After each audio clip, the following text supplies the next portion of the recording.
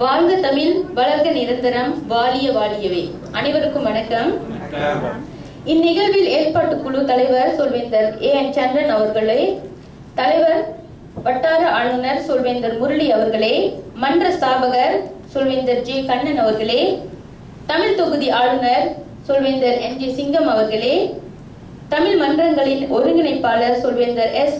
ரமேஷ் அவர்களே, மன்ற உறுப்பினர்களே, சக சொல்வேந்தர்களே, நண்பர்களே, வருகையாளர்களே, இந்த நிகழ்வில் கூடியிருக்கும் உங்கள் அனைவருக்கும் என் சிரம் தாழ்ந்திய வழக்கத்தை தெரிவித்துக் கொள்வதில் பெருமகிழ்வு அடைகிறேன்.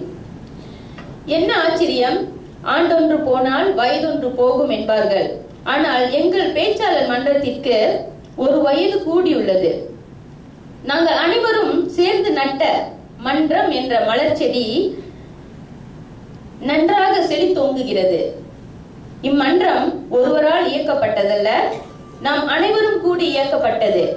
இச்செடியின் விதையாக கருதப்படும் சொல்வேந்தர் ஜே. கண்ணன் அவர்களுக்கு இத்தருணத்தில் என் மனம் நிறைந்த நன்றியை தெரிவித்துக் கொள்கின்றேன்.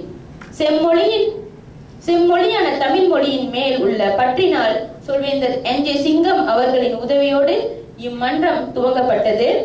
அனைவரும் உறுதுணையாக இருந்து இம்மன்றத்தை செவ்வனே வழிநடத்த அவர்களுடன் ஒன்றிணைந்து செயல்படுவோம். என் தவணையில் எங்கள் மன்ற இலக்கான செலக்ட் டிஸ்டிங்கிஷ் கிளப் என்ற இலக்கை அடைய தோள் கொடுத்த செயற்குழுவினருக்கும் அனைத்து மன்ற உறுப்பினர்களுக்கும் என் நன்றினையும் வாழ்த்துக்களையும் தெரிவித்துக் கொள்கின்றேன்.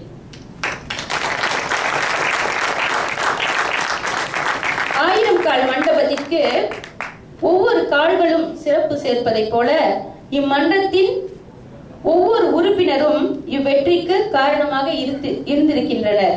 நான் பதவியேற்ற காலத்தில் யாரையேனும் ஏதேனும் புண்படுத்தும்படியாக நடந்திருந்தால் தயவு செய்து மன்னிக்குமாறு கேட்டுக்கொள்கின்றேன்.